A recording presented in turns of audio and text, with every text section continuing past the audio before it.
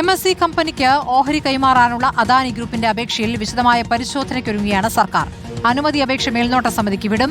Chief secretary ചെയർമാനായ മേൽനോട്ട സമിതി അപേക്ഷ പരിശോധിക്കും. മേൽനോട്ട സമിതിയിൽ ചീഫ് സെക്രട്ടറി ചെയർമാനും വിവിധ വകുപ്പ് സെക്രട്ടറിമാർ അംഗങ്ങളുമാണ്. മേൽനോട്ട സമിതിയുടെ റിപ്പോർട്ടിനെ ആശ്രയിച്ചാകും സർക്കാർ അനുമതി നൽകുക. MG പ്രതീഷ് വിവരങ്ങളുമായി.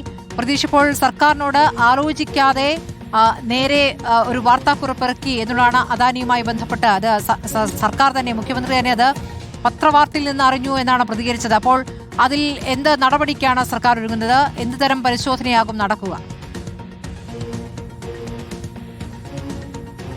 സ്മൃതി, MSC കമ്പനിക്ക് ഓഹരികൾ വിൽക്കാനുള്ള തീരുമാനം അത് സർക്കാർ അറിഞ്ഞിരുന്നില്ല എന്നതാണ് മുഖ്യമന്ത്രി ഇന്നലെ നിയമസഭയിൽ പറഞ്ഞത്. പ്രതിപക്ഷം ഉൾപ്പെടെ വലിയ ആശങ്ക ഇക്കാര്യത്തിൽ പ്രകടിപ്പിച്ച പശ്ചാത്തലത്തിൽ ആ ആശങ്കകൾ പരിശോധിച്ച് മാത്രമേ തുടർ നടപടി സ്വീകരിക്കൂ എന്നതാണ് സർക്കാർ ഇന്നലെ പ്രഖ്യാപിച്ചത്. ഇപ്പോൾ ഇന്നലെ വൈകിട്ടോട് കൂടിയാണ് അദാനി ഈ അനുമതി അപേക്ഷ സർക്കാരിന് സമർപ്പിച്ചിട്ടുള്ളത്.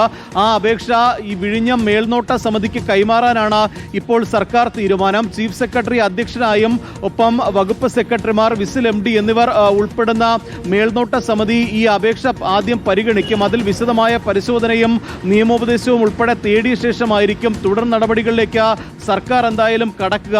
പ്രധാനപ്പെട്ട ചില കാര്യങ്ങൾ പരിശോധിക്കുമെന്ന് മുഖ്യമന്ത്രി പറഞ്ഞിട്ടുണ്ട്. ഒന്ന്, ദേശീയ സുരക്ഷയുമായി ബന്ധപ്പെട്ടുള്ള കാര്യം, ഒപ്പം മത്സരാധിഷ്ഠിതമായ ഓഹരി കൈമാറ്റമാണോ നടന്നത് എന്നത് ഉൾപ്പെടെയുള്ള കാര്യങ്ങൾ പരിശോധിക്കേണ്ടതുണ്ട്. അക്കാര്യം മേൽനോട്ട സമിതിയായിരിക്കും പരിശോധിക്കുക. മേൽനോട്ട സമിതി പരിശോധിച്ച ആ റിപ്പോർട്ട് സർക്കാരിന് കൈമാറും. അതിനുശേഷമായിരിക്കും ഈ ഒരു തീരുമാനത്തിലേക്ക് പോവുക. എന്തായാലും ഈ ഓഹരി കൈമാറ്റം നടക്കുക 6 മാസത്തിനുള്ളിൽ ആയിരിക്കുമെന്നതാണ് നമുക്ക് ഈ ഘട്ടത്തിൽ മനസ്സിലാക്കാൻ കഴിയുന്നത്. നേരത്തെ 25% മുകളിൽ ഓഹരികൾ വിൽക്കണമെങ്കിൽ സർക്കാരിന്റെ അനുമതി വേണം. മാത്രമല്ല, അത്തരത്തിൽ ഓഹരി വിൽപ്പന നടന്നാൽ അതിന്റെ ഓണർഷിപ്പിൽ മാറ്റം വരും എന്നതാണ് പ്രധാനമായും മുഖ്യമന്ത്രി ചൂണ്ടിക്കാണിച്ച കാര്യം. പക്ഷേ ഈ അപേക്ഷയിൽ ഉൾപ്പെടെ അദാനി പറയുന്ന കാര്യം, അദാനിയുടെ തങ്ങളുടെ 49% ഓഹരികളാണ് വിറ്റഴിക്കുന്നത്. അതിൽ മറ്റ് നിയമപ്രശ്നങ്ങൾ ഇല്ല എന്നതാണ്. എന്തായാലും മേൽനോട്ട സമിതിയായിരിക്കും ഇക്കാര്യത്തിൽ തുടർ നടപടികൾ ചർച്ച ചെയ്യുക. MG പ്രതീഷാണ് വിവരങ്ങൾ നൽകിയത്.